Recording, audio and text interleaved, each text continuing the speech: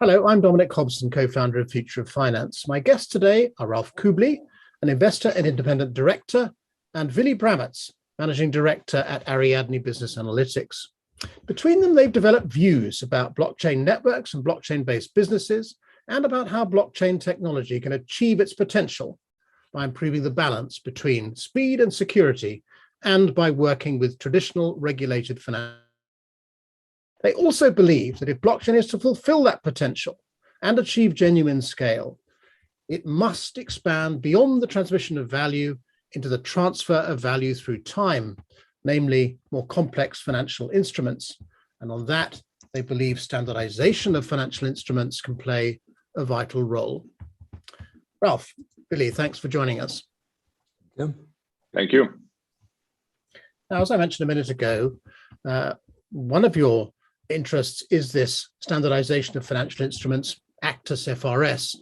Its aim is to create, as I say, this global data standard for financial instruments by effectively distilling them all into a set of cash flows. In effect, the goal of Actus FRF is to create a financial contract standard. Can you tell us where that project has got to? Yeah, I would even clarify a little bit more. It's distilling it into cash flow patterns, you know, the way you exchange them.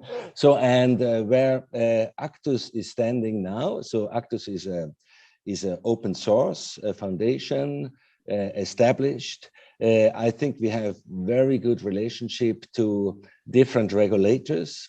Now with really there are people using this the standard really in blockchains like Casper, but also Cardano. Even there's a small one in Ethereum. So plus then real implementations in real banks. We'll come back to Casper in a minute. Can I ask you a very basic question? If you do reduce financial instruments to these, what you call these patterns of cash flows, these standard components, how many, as it were, attributes do you end up with? If you take the whole world of financial instruments, the whole universe of it, okay, and reduce it to a manageable number of pieces, how many pieces are there? Yeah. Now, if you say the whole universe, we have to cut out the super crazy exotic ones because you can invent always something new. But the relevant. Let's talk about the 99+%. You know, this one. So then we talk about less than 3 dozen of patterns. So that's the pattern. So 3 dozen different types of the way you exchange cash flows. And the total number of attributes of all these is about 150 attributes. So 36 patterns, 100 attributes. Is that 150? 150 attributes, yeah. right? That's a reasonable summary. Yeah. Now, if you read the prospectus for the instrument, it has these contractual terms in it. Those are one thing. But a lot of financial instruments are also linked to what's going on in financial markets, what I suppose blockchain people would call oracles. You know, you have a margin call if the value of the collateral falls. You know, what happens if the issuer of the instrument falls over? What happens if deposits flee banks? Floating rate notes are linked to interest rates and so on. So how does the Actus FRF standard account for those links, those oracles, as it were? Yeah. Now, in the center, we have the contract, which is this agreement, which can be represented as an algorithm. Part of the agreement are pointers to what we call the risk factors. So the risk factors are external to the contract, but the contract can get signals. Okay, and there are 3, let's say, main groups of risk factors. One is what we call markets, which are interest rate, FX, whatever. Then the second is counterparty, which is somebody not fulfilling the agreement. They are around this center. And the third is behavior, which is like calling a saving contract or margin calls and things like that. So the contract knows that there are external signals the contract has to listen to. The contract knows how to react to, but the signal has to be externally supplied. And one thing we haven't talked about in relation to Actus is where it came from. And to some extent, it's addressing a problem which the regulators of the financial services industry globally thought they were addressing after 2008. In other words, there was this lack of data about who owed what to whom and what was going on in the financial market, which might indicate that it was about to enter a critical period. And one result of that is that financial institutions now report vast quantities of data, all types of financial institution. Hedge funds reporting, Form PF. You've got investment banks reporting to these OTC derivative data warehouses. We've had legal entity identifiers introduced. There's an awful lot of data being reported by the industry now to regulators. I'm not sure that regulators are doing much with that. But how does the Actus FRF data standard improve upon or supplement or complement what regulators have done since 2008? Yeah.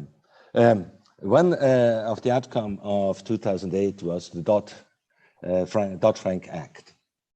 And Dodd-Frank Act 1, it has about 15 pieces, and the first five first ones are the important one. And one is the most important one, is called financial stability. And within it had A and B, Financial Stability Board. That's the board who, should say yes or no. And the second is the Office of Financial Research. Now that has been really written by Alan Mendelowitz, who is an ex-regulator. He was also the chairman of the Federal Home Loan Board, so he understood what the storm meant there. And Alan and me, we have actually, and then others, of course, came to it, but we were the first to found Actus. And Alan has written this text of the Office of Financial Research, which should standardize three things. One is the counterparty, and that has materialized in the LEI. So that has happened. The second is market data. That we can say is already standardized. A good job done by Refinitiv, by Bloomberg. And the third is financial instruments. That is still the piece missing. And because we saw that did not materialize, we founded Actus. But now, if you go to the OFR website, at least they now quote Actus as one of the future standards. You find it on the website of the OFR, which is part of the Treasury of the US Treasury, with the targets to standardize finance. Now, I can see why the Actus data standard is useful for regulators.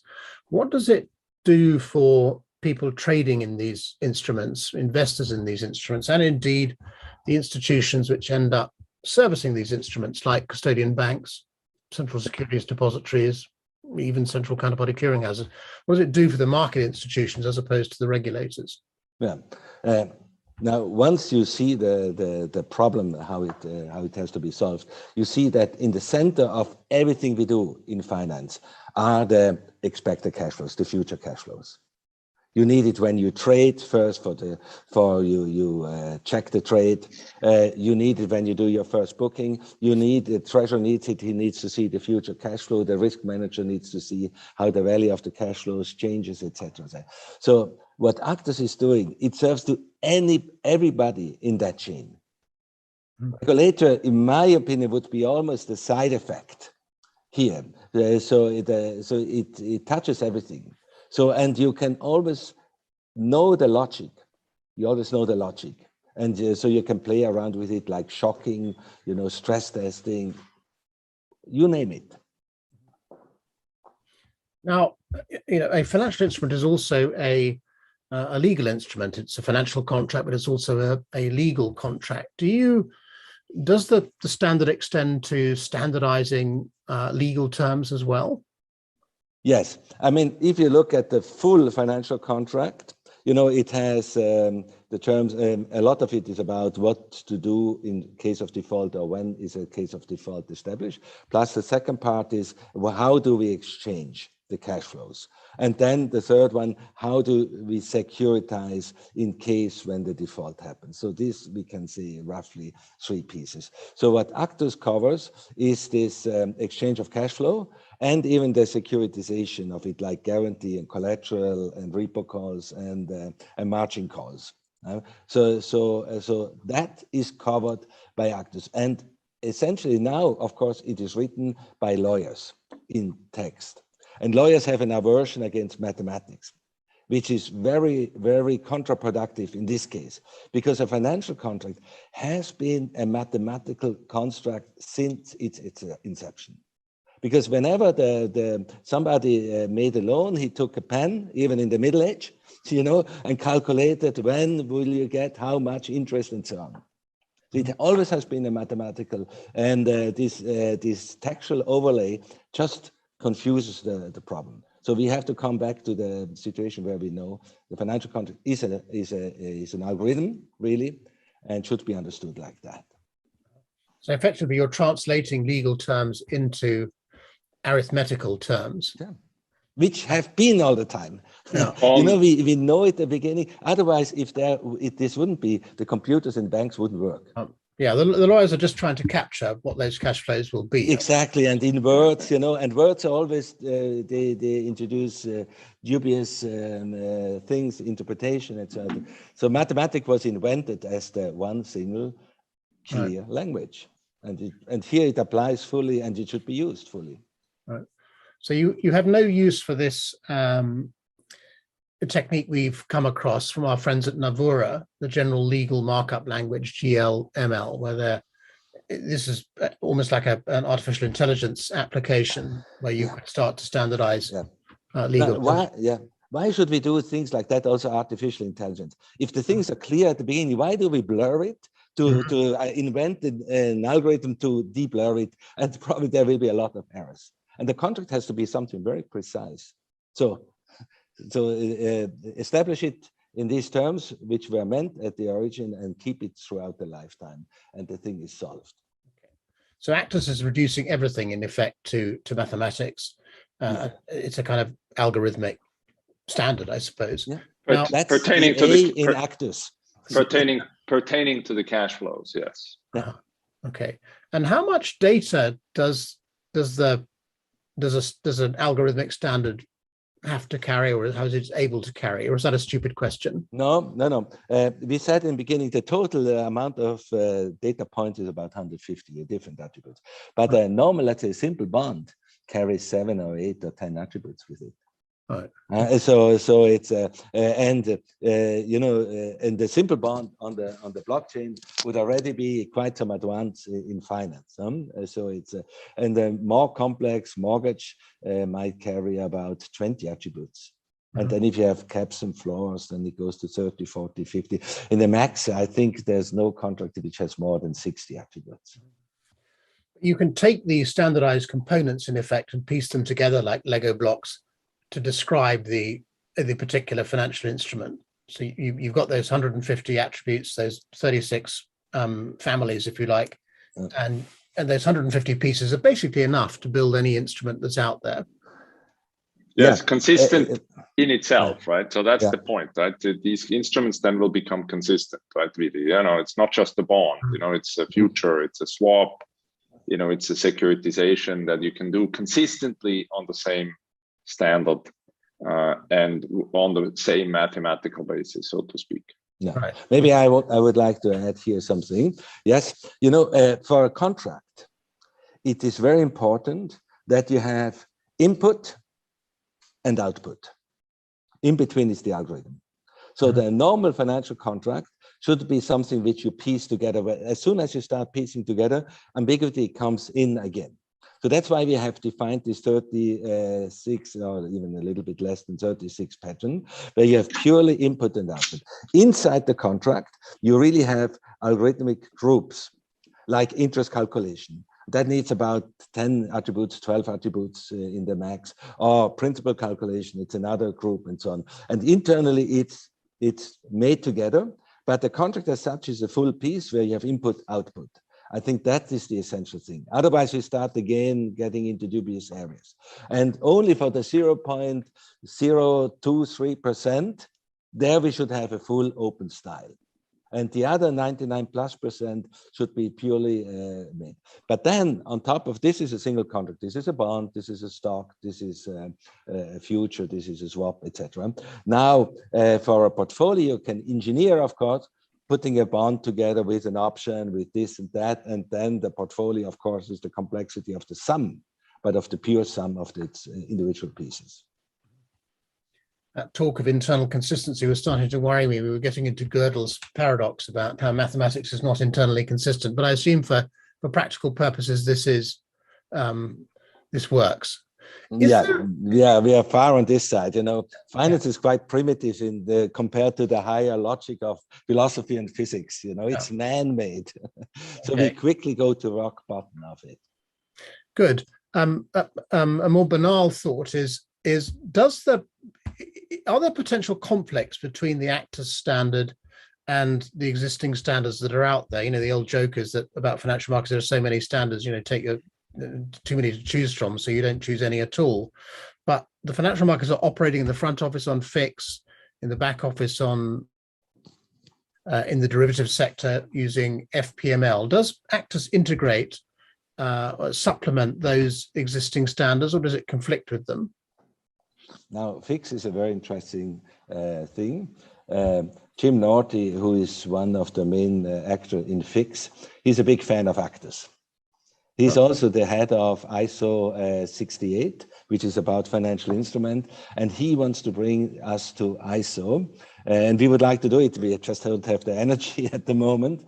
So there you see the relationship between these. So FIX is very much about the trading of the contract. This also has to be seen. The contract is one thing, and buying and selling is something like on top of it. I give you now a piece of that contract, you get a piece of that contract. So that the trading is more on that part. But what you trade is the whole thing, the whole bond, which carries everything around it.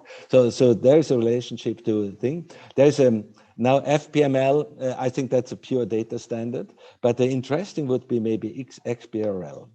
Now, XBRL is a real strong standard, and actually it comes from a single man. It's Charlie Hoffman, which is another big fan of what we are doing. I keep on which would even make it possible that once you have that logic of the contract, you can even create a whole accounting system on top with purely rule driven. So which leads to continuous auditing. Oh. Now, you've touched on this in talking about Mandelovitz in particular, and one of the US regulators, I think it was OFAC you mentioned? OFR, okay. Office of Financial Research, has picked this up. So this standard is attracting the attention of regulators.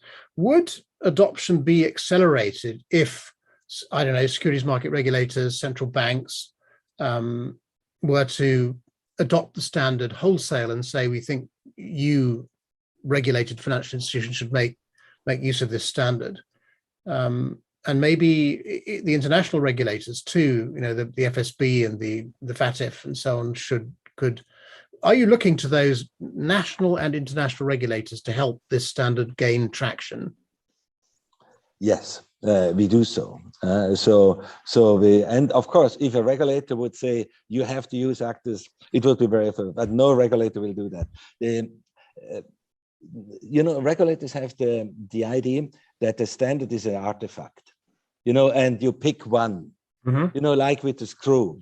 I mean, you could have picked anyone, but then, okay, make that one. Now, the Actus standard is not an artifact. It is not an invention. It's a discovery. What I discovered was only that everybody follows this pattern. I saw India, South Africa, Europe, whole America, everybody doing the same, but doing so differently. So in this sense, actually, it should be adopted, but I don't think regulators are there. They think it's an artifact, and that's why they don't want to pick anyone. So they just say this is something good here. But if a regulator, and in my opinion, regulators would not have to enforce it, but to really, they only should demand data in that standard, and then it will come itself.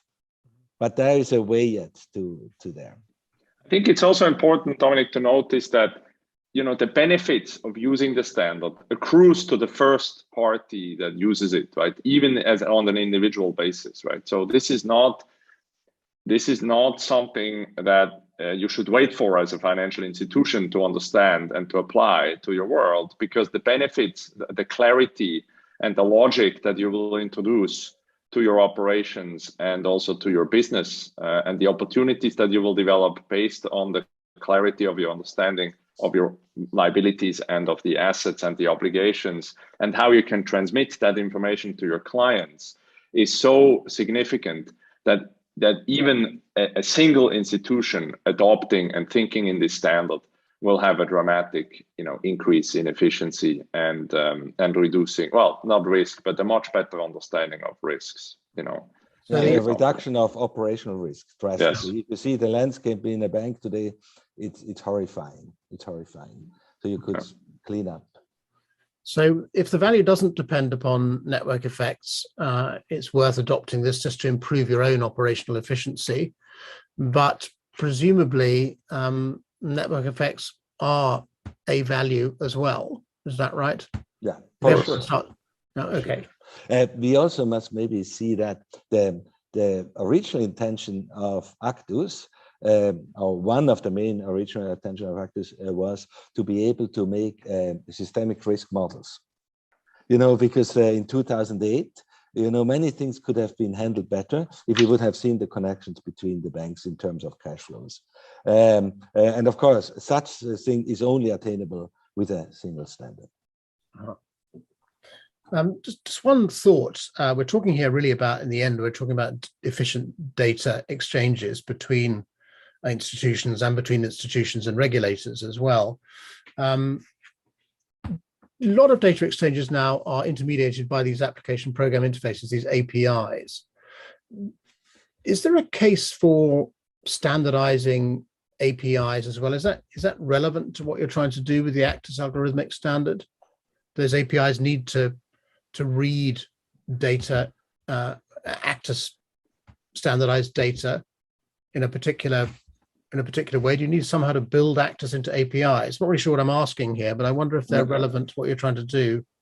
Well, yeah, it's very relevant. It's this is the interaction with the easy interaction with the Actus is a code, and it has a well-defined data dictionary, and now you have to interact. We have already applications that do that. And actually in the Actus Foundation, we are working on standardizing this piece.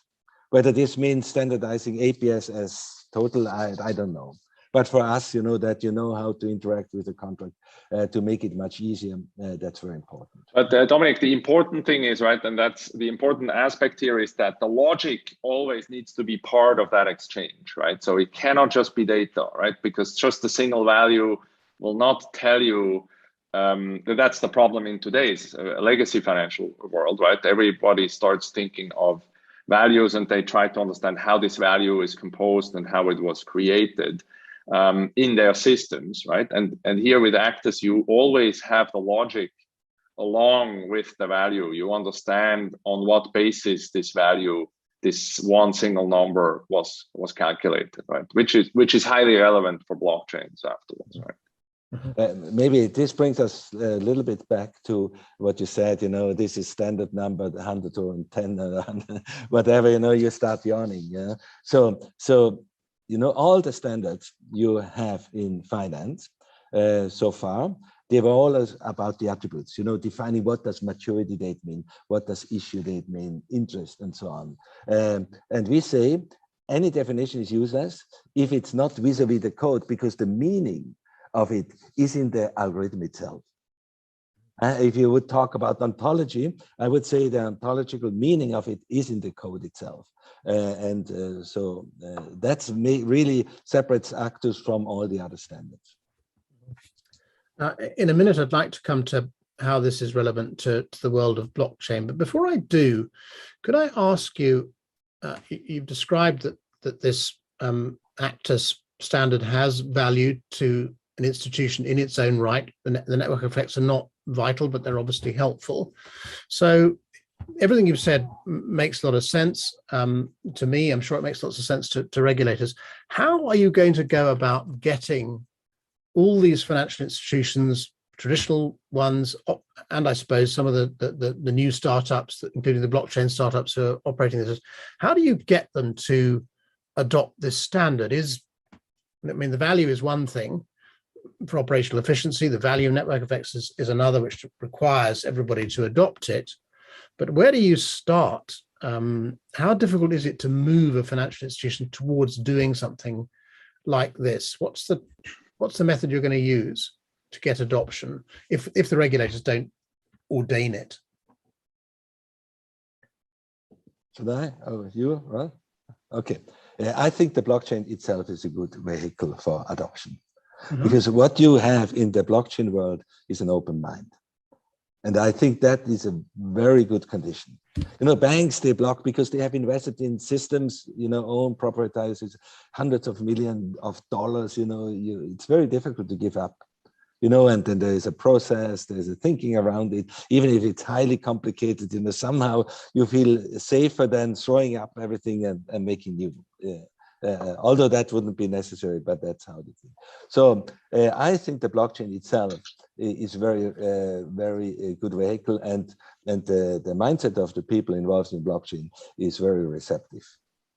As I said already, like in Cardano, the Charles Hoskins, who is the driver, is really a big fan. He has well understood. I met him very early in here already when he was still with Ethereum and so on. So the blockchain, and I think the banks will wake up to it. I think also, Dominic, what will at some point occur to the greater public and certainly to investors is that all this innovation that we seemingly have in finance is not really innovation, right? The innovation must come from the core, and currently it doesn't come from the core. It comes from the outside, from a nice app or from ease of interaction. Okay, and that has limits, as you may or may not know. Many of the neobanks don't make money. Investors have been very disappointed with these performances, and the reason is that they just put a nice front end to dated technology on the back end, and that just doesn't create the kind of scalability and reduction of cost that is necessary. It just doesn't. Okay, yeah. And that is the same that will happen in blockchains as well, right? You cannot rebuild or basically mirror the legacy financial world on new rails and hope that you will have a sustained, gain and a sustained impact on efficiency and clarity. Here I might add that, as Ralf said, so where the new technology is more on the front end, ease of know your customer, all these kind of things, onboarding of customers. And when it comes to the contract itself, what are you doing? Okay, you go to one of these old machines, which are the old core banking machines, and that is what happened. And if that would really happen, and not something new is coming here, so we then inherit the current mess of finance, and that goes faster than you think. And I think people in blockchain understand that quite a bit, at least a few are enough, and that's where we're building on. If we look at what's going on in DeFi, as you've said, it is really doing some very familiar things. It's creating credit, it's creating insurance products, it's creating asset management products. So it's kind of mirroring the traditional financial services world. It's not inventing something new, and therefore an algorithmic standard which could describe cash flows and apply to that world as well as to the traditional world could actually help those worlds to integrate. Is that part of your thought process here, is that actually the DeFi becomes the Trojan horse for the adoption of this standard in the traditional markets? Well, if it's around long enough, right? So, we have a very pointed, I personally have a very pointed opinion about DeFi. At the moment, DeFi is very limited, right? At the moment, DeFi, when you look at what is really happening in true DeFi, where there's no institutions, right? Not other like hybrid versions, but where there's no institutions, no intermediaries, it's mostly over collateralized lending, right, as an application, right? It's relatively simple to do because you can, collateralize a Bitcoin or an Ether, and you can over collateralize that, and you have to because you don't understand cash flows over time here in this context yet. So that is what is happening. And then, those are fractionalized or, lent out several times and so on. So it looks a bit like a Ponzi scheme mostly. And quite frankly, it also is. So that is a niche application of finance, right? That's a very limited application of finance. And we at Casper and also together with Willi, and certainly I personally think that this doesn't scale. It will not scale. It will not scale because the logic is missing, and the logic is missing on a comparable basis, right? So I cannot compare these items. So without, so to speak, Actus inside or any standard, but Actus is now there, and we believe in Actus. But without a standardized description of these of the exchange of cash flows of the underlying instrument, DeFi cannot scale, because who you're going to ask? Then we would have to go and ask the programmer that programmed it, to really understand the contract that was written in these instruments, right? So that's basically our fundamental premise why we at Casper, we believe that financial services and finance on blockchains do require Actus. I can think of one obvious application of the Actus algorithmic standard to DeFi blockchain, and that's these self-executing smart contracts. So if you have a bond represented in DeFi or blockchain, it has to pay interest. The smart contract says, well, the data's come along, you own this much of this instrument and we owe you the following sum of money. Is that one of the ways you think about the standard being applied to that world? It actually provides the standardization that self-executing smart contracts need to work properly. Yes, correct. And maybe I'll start, and then Willi can amend my answers. But yes, of course we do. What we think, and maybe it's important for the viewers and for the listeners to understand, or the readers to understand, we kind of like assume that this has now been solved, right? Because people are actually tokenizing bonds, right? But we would say they're doing it not very smartly. Okay, that it's not smart what they're doing. So first of all, these bonds that are tokenized, I typically do not understand what the bond is. So there are no machine readable term sheets, or in most cases there are no machine readable term sheets, and there's certainly no machine executable code for me to understand how the underlying cash flows look like of this instrument, right? So we can give you an example, right? There are people in the space, and by the way, quite frankly, also some of the larger bond issuance that have taken place. You still have to go, while you have this token now in your portfolio, right? And it supposedly is representing the bond. You have to go and look at the term sheet that lives somewhere else, in an S3, in an Amazon S3 bucket, or like in a PDF stored, somewhere on a bank server, to understand what this instrument is, right? And that is just not scalable, right? It's a problem. And in the few cases where the individuals or the institutions that are issuing these tokens have thought about describing, like in some algorithmic way, what is happening, these cannot be compared because there's no standard. So then I need to look at each and individual token, so to speak, and look at the language to understand what is happening inside this token. And that's, again, not scalable, right? That would mean that I would have to, have 50 times more PwCs and KPMGs and Deloittes in the world to go and read those contracts in the future, which is why we say that, starting with the bond, you need to have the Actus standard inside the bond. You need to understand what is going on inside the bond by just looking at this token that you then can compare with a standard that lives outside the bond, and of course, everything must happen on an automated basis and on a machine readable and machine executable basis. And the standards that have developed in the blockchain world, or DeFi world, like ERC20, these are different to what you're talking about, which is describing algorithmically the legal and cash flow, the legal terms and the cash flows that result from the contract. Yes. So EOS is about the code as opposed to being about the actual economics. And before Willi, just let me make one point. It's really about understanding the asset.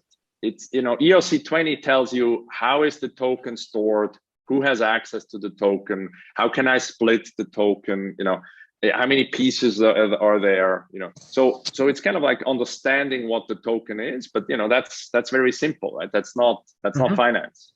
So that's just the logistics, so to speak, of this instrument. But what the instrument itself is, right? What is the asset? Is it a bond? How does it terminate? What's the interest rate? When is it paid, etc.? That is not in this. That's not in this contract. Really? Yeah.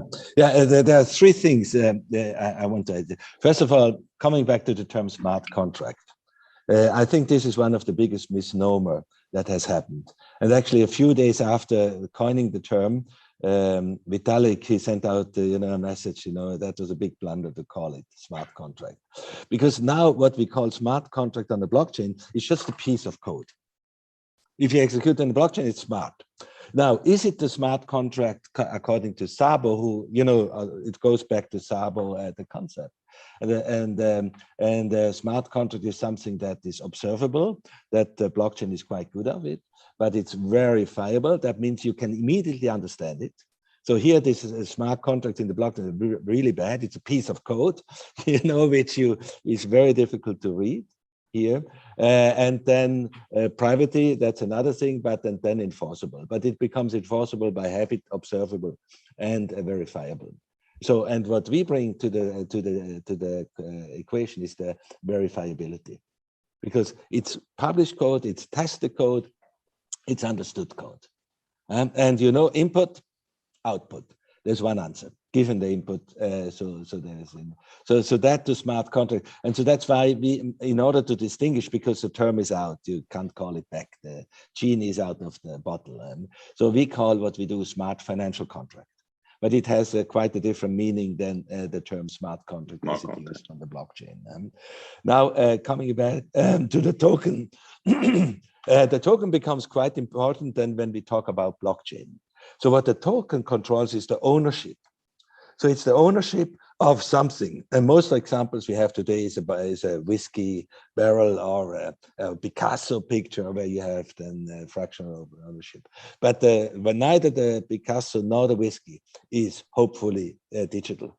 I wouldn't like to have just a photo of Picasso, and at least I wouldn't pay anything for that here. So that is not digital. But now with the financial contract, the contract itself is digital. Here, so the token is digital. It points, it declares the ownership of the financial contract here. And finally, just to show you the difference of what we do and what is done today on the blockchain. We are working together with somebody who's really high on the blockchain, and they are really issuing instruments. And actually, they even like Actus, but then they write still the Actus in a paper contract. They create a token, and from the contract, they make a photo, put it on the computer, and the token points to the photo. And then when you want to understand, you go to the photo, you read the contract, and you try to figure out, you go to Excel, etc. In our case, it points to an algorithm, which the code is here, available for everybody. You plug in the data, you generate the cash flows. Right, so I'm beginning to see now how the standard can fix problems, can fix blockchain, if you like, and make it faster and more scalable. Now, which brings us to something you've mentioned, both of you have mentioned more than once in this conversation, which is Casper, by which I assume you mean the Casper Association. And if you look at what a Casper Association is promising to do, it is to overcome what it calls the traditional trade-offs for proof of stake, by which I assume you mean the trade-offs between speed and scalability. Is that right? Tell us about the Casper Association, what it's aiming to do. And thank you. And decentralization. So the traditional trilemma, right, in blockchain environments is decentralization, security, and scalability. And Casper is basically anticipating what Ethereum wants to do. So we would consider ourselves and truly so have implemented one of the research, I guess, agendas of Ethereum already today, which is called correct by construction. Solving for some of these major challenges between scalability, decentralization, and security without compromise. So that's one aspect. And the other aspect, what makes us different from a network or from a blockchain, is that we believe that adoption of blockchains can only really happen if it's relatively easy to deploy blockchains in existing application environments, because blockchains are just one other aspect of an IT landscape and context. And that's why we build a lot of infrastructure that is easily usable by what I would call Web 2 developers, not just like Web 3, people that just want to build, in this new world, but also, enterprises and also projects that want to take advantage of blockchain, but maybe only in a certain area of their, of their IT landscape, so to speak, and their applications. And I think that there's several aspects that specifically make us different, but one area is that it's relatively easy to move from private chains or private environments to consortium environments and to public environments. We have some unique key management features, etc. So those are some of the aspects that we think that make us significantly different than other chains. Can I drop out here? Is that okay? Yes, Willi, thanks for joining us. Yeah, because I have another call. But thank you. It was a very good interview. Thank you. Bye-bye. Bye-bye. Ralf, to go back to the Casper Association solving the trilemma, how's it done? How's it doing it? Okay.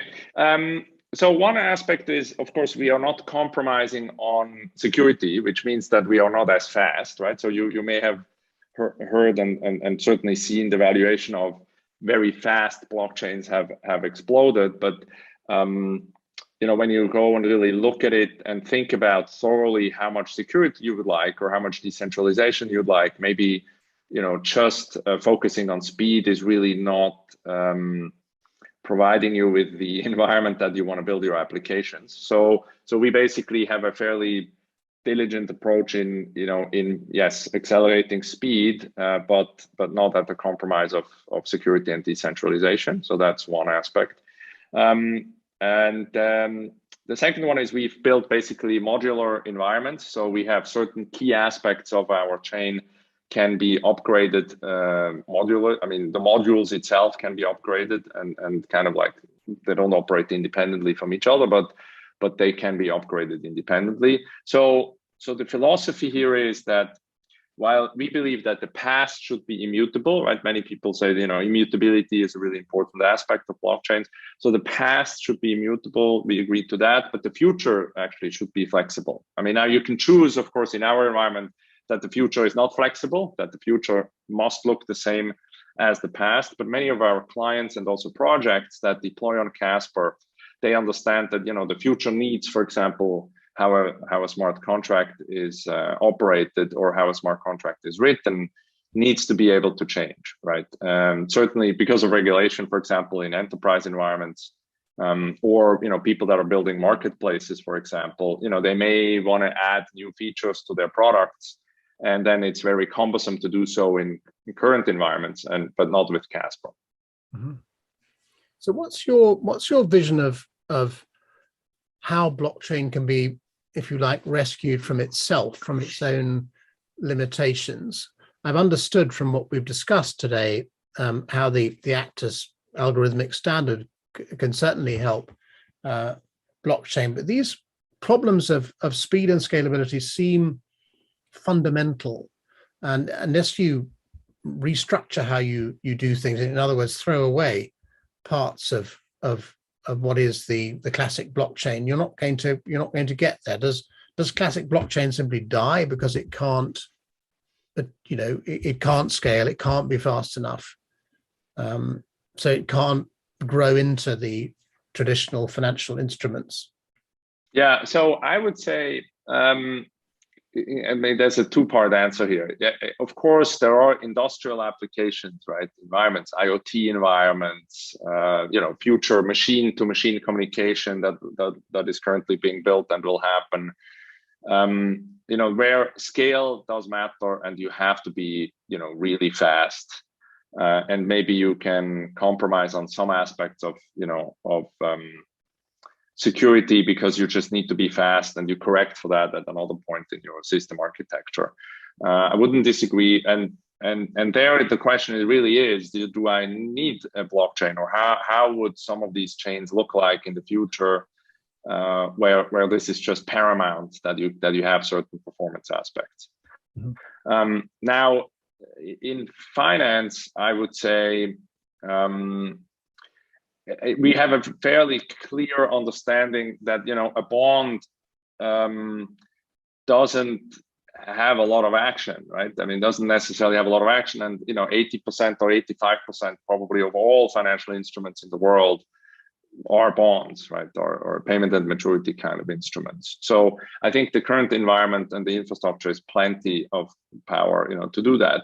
And also just, to conclude on finance, we believe that, we should use the blockchain for what it is good for, which means recording state, documenting state transitions, right? From, you start in one point and you end at another point, and you want to understand what happened in between. That is what the blockchain is very good at, right? And that we can do, for example, with bonds, right? We need to understand the state transition function, but the calculations that are happening also on more complex financial instruments, of course, need to happen off-chain, right? You cannot today do very complex and computational heavy computations, or algorithms on chain. So you have to basically, and that's what we're doing also here in this instance in finance, you need the blockchain, or you use the blockchain for what it's good for, and the rest you do off-chain, right? And you build a system architecture that lets you check, between the two worlds. So I'm clear about what you're saying.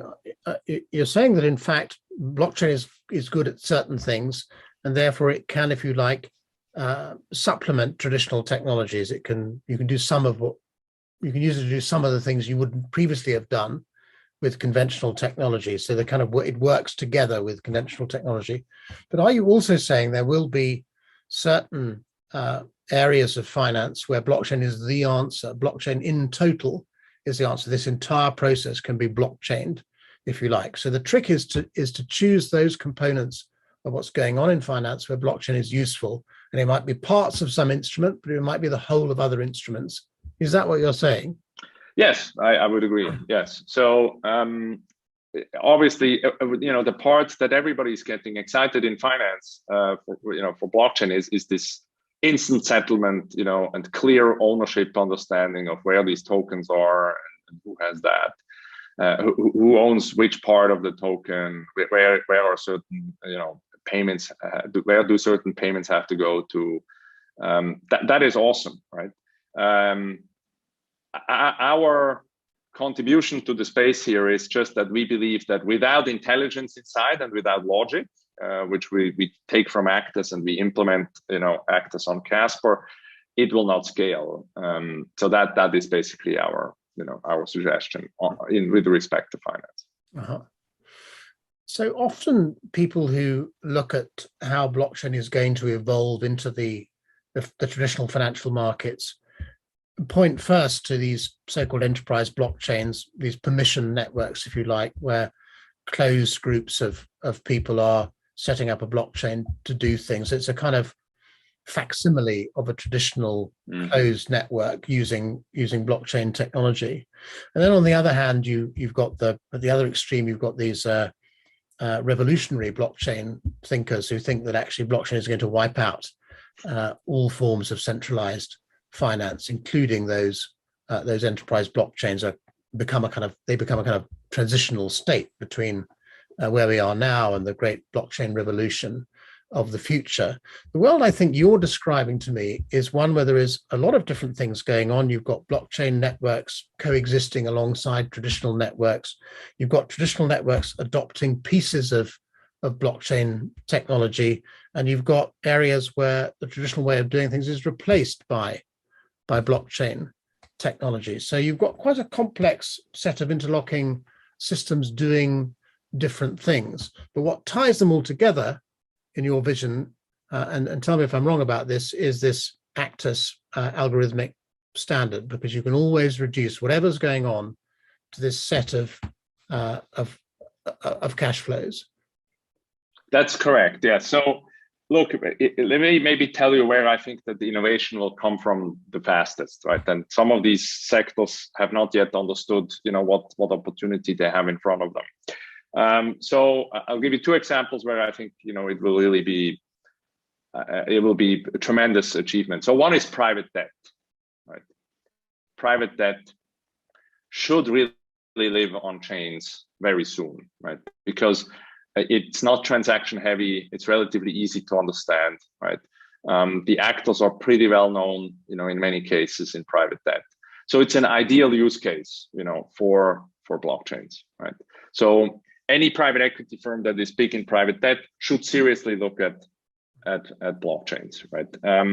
And because it will liberate them, and that would get us to the world. I see this as a world of optionality, right? Options, right? So we do live in a regulated environment, so it's unlikely that regulated environments will go away anytime soon. It's just that's and it would probably be a very chaotic world if they disappeared, right? So they have a use and they will stay around, but in the future, in our vision is that you can run like a private debt portfolio, or you can compose, your own portfolio, basically put together your own portfolio of private debt, in these blockchain-enabled environments. And then it's basically a choice. Is it completely public, right? Available, anybody, like I am here and I can, I talk to my neighbors and we pool, for example, our car assets together and we issue leasing contracts, based on, hopefully on Casper, based on the standard that everybody understands. We just issue leasing contracts, and then, anybody can buy these obligations from us, basically, right? We can sell these obligations, and we have to provide the cash flows. Or in the future,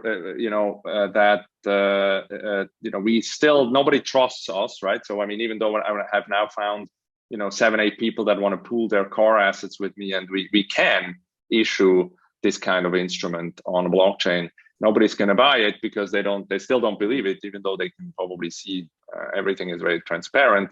I may still have to go, to a leasing company to do so. However, of course, the leasing company, in order to be really efficient, should also work, in this blockchain-enabled environment, and should have its entire operating system, basically consider the efficiencies of these blockchain-enabled environments, right? So that's kind of like this option, right? So in the future, hopefully, it's like a self-service environment where I can issue a bond and people will buy, or probably in regulated environments, individuals cannot issue bonds. It may make sense, and then you have intermediaries that issue bonds, but possibly on the very same infrastructure that is just maybe private, right?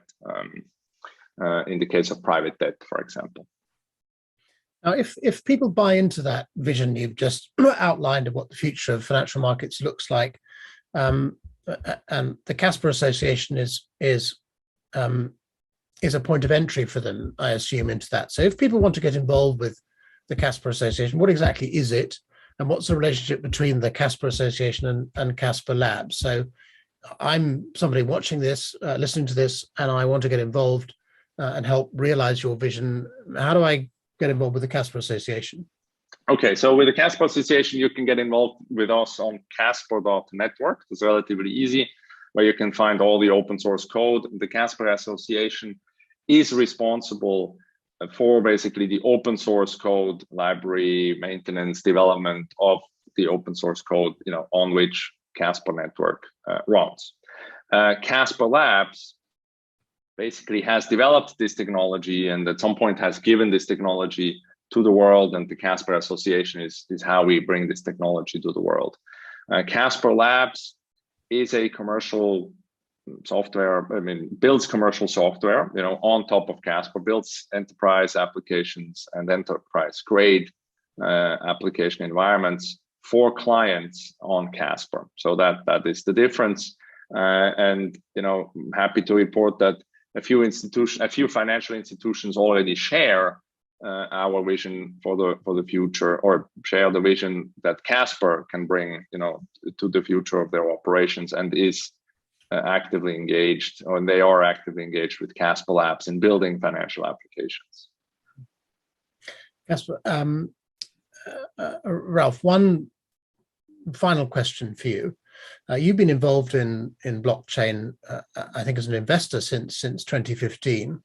A lot has happened in blockchain over the last 6 years. You've outlined today a future in which blockchain technology is, if you like, integrated into the traditional financial markets, both at the technological level and through the use of this the Actus algorithmic standard. So if you looked, I don't know, 10, 15 years ahead at this financial marketplace of the future, you've got these standardized data flows, you've got these well-integrated technologies. What's it going to be like? What are the benefits of that going to be? What are we all going to get out of that future? And how different is it going to be from the vision of the sort of the true blockchain revolutionary evangelists? Is it going to be much less exciting or much more exciting?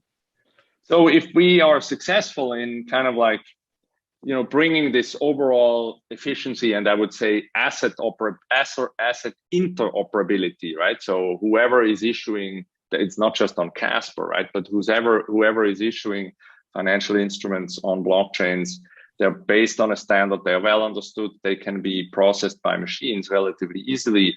This will mean that vast amounts of energy in the financial system today can be used to create a lot more value and a lot more, I wouldn't say innovative, but certainly value added, tasks, right? So when you think about what banks used to do, and some banks still do, right, is, they financed incredible amounts of infrastructure, right? I mean, we forget sometimes that banking is not just asset management and and a little bit of yield generation on very crazy derivatives, in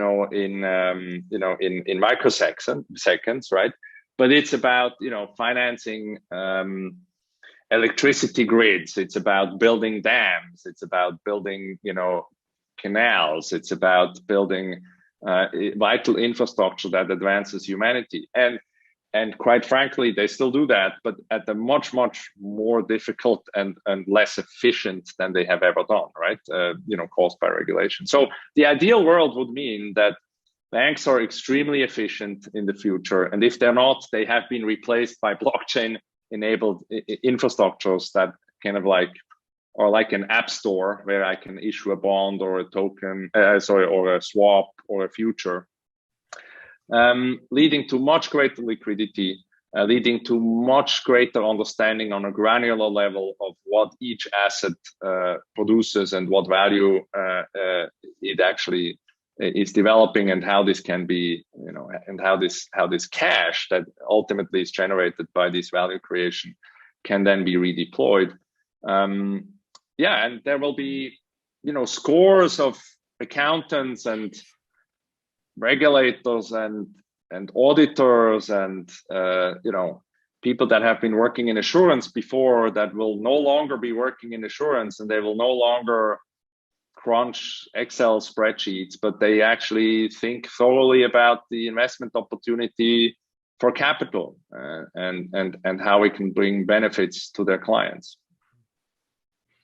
So you're not anti-blockchain, you're not a blockchain apostate, you're simply inviting blockchain to be less introspective and to be, in a way, more ambitious, to grow up, if you like, and cease being just about financial movements of value, and actually become a proper financial system. I used this phrase earlier, you're kind of rescuing blockchain from itself. That's your mission, right? Yes, that's what we're trying to do. Okay. Ralf Kubli, thanks very much for joining us, and please give our thanks to Willi as well for his thoughts. It's been a fascinating discussion. Thank you. Thank you. Thanks a lot.